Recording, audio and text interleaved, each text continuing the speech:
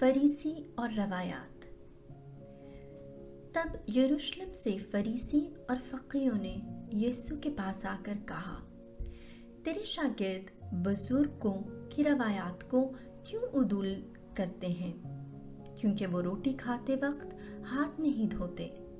पर उसने उनसे जवाब में कहा कि फिर तुम क्यों अपनी रवायात के सबब से खुदा का हुक्म उदूल करते हो, क्योंकि खुदा ने कहा है कि तू अपने बाप और अपनी माँ की इज्जत कर, और जो कोई अपने बाप या माँ को बुरा कहे वो ज़रूर मारा जाएगा। बरक्स इसके तुम कहते हो, जो कोई बाप या माँ से कहे कि मेरी जिस चीज़ से तुझे फ़ायदा पहुँच सकता है वो नज़र है, तो वो अपने बाप या माँ की इज्जत ना करे। बस तुमने अपनी रवायत के सबब से खुदा के हुक्म का बातिल कर दिया। ए रयाकारों, इशाया ने क्या खूब तुम्हारे हक़ में नबूवत की है। ये कौम होंठों से तो मेरी तौक़ीर करती है, मगर इनका दिल मुझसे दूर है।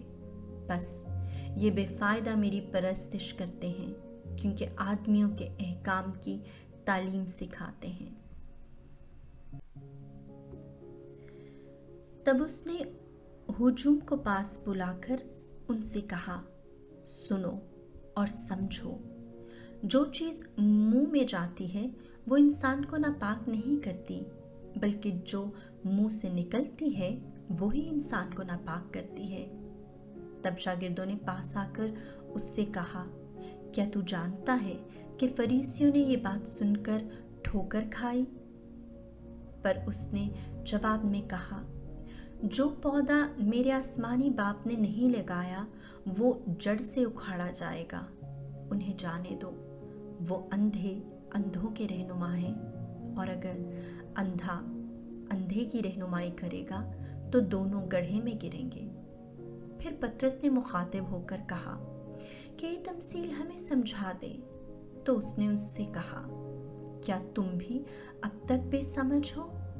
क्या तुम नहीं समझते कि जो कुछ मुंह में जाता है वो पेट में पड़ता है और जाए ज़रूर से फेंका जाता है। लेकिन जो बातें मुंह से निकलती हैं वो दिल से निकलती हैं, और वही इंसान को नापाक करती हैं। तेरे बुरे इरादे मुंह से निकलते हैं, यानी खूनरेज़ियाँ, ज़नाकारियाँ, हरामकारियाँ, चोरियाँ, झूठी गवाहियाँ, कुफ्रगोइयाँ, यही बातें हैं जो इंसान को नापाक करती हैं। मगर बग़ैर हाथ धोए खाना इंसान को नापाक नहीं करता। केनानी औरत।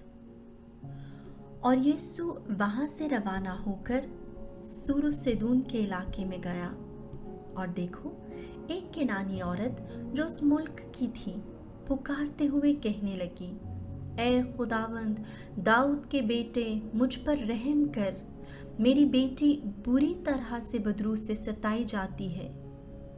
मगर उसने उसे कुछ जवाब न दिया।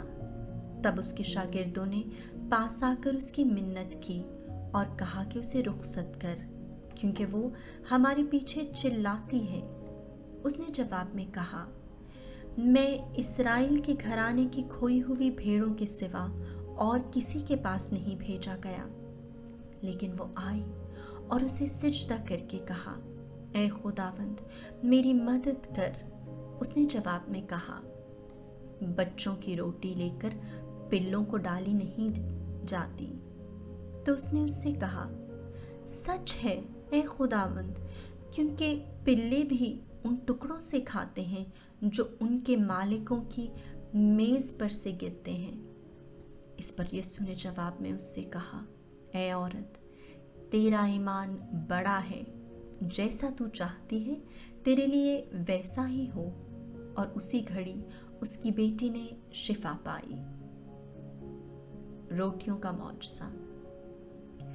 तब यीशु वहाँ से रवाना हुआ और जलील की झील के नज़दीक आया, और एक पहाड़ पर चढ़कर वहीं बैठ गया।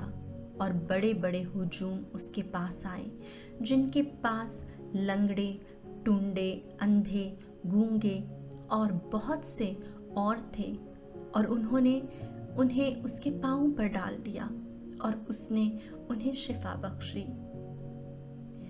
यहाँ तक कि हजूम ने ताज्जुब किया कि देखा कि गूंगे बोलते और टुंडे तंदुरुस्त होते और लंगड़े चलते और अंधे देखते हैं, और उन्होंने इसराइल के खुदा की तमजीद की।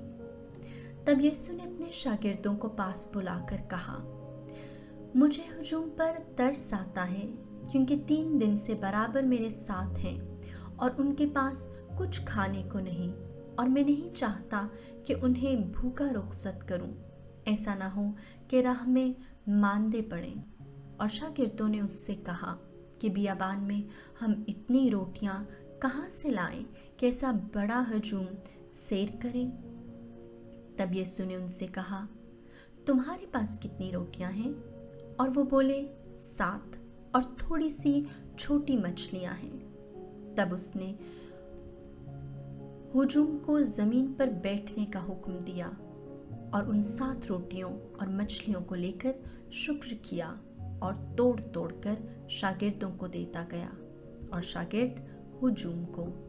और सब खाकर सैर हो गए, और उन्होंने बचे हुए टुकड़ों से भरे हुए 7 टोकरे उठाए, और औरतों और बच्चों के अलावा खाने वाले तकरीबन 4000 मर्द थे। और हुजूम को रुखसत करके वो कश्ती पर चढ़ा और मजदान के इलाके में आया।